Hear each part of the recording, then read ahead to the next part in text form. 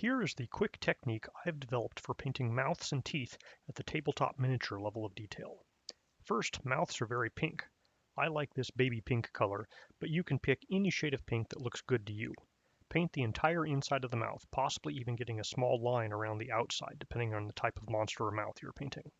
I sometimes do this before laying down the base color for the rest of the face or body, as mouth interiors are usually one of the deepest parts of the model.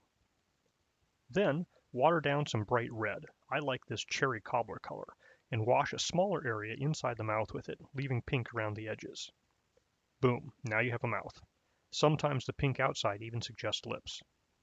This color scheme of a pink base coat followed by a cherry red wash also mostly works for tongues, but you might want to also add some purple to the underside for the shadowed area and to hint at veins in the tongue. If the model has small teeth as part of the sculpt, you can pick them out with white, and even if it doesn't, you can dab a few white dots in a line to give the appearance of teeth. If the model has larger sculpted teeth, you probably want to use 2 or even 3 different colors when painting them.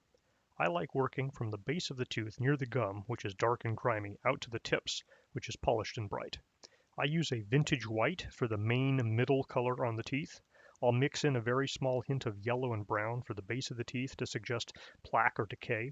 Then I'll either use pure white or even a metallic white pearl for the tips.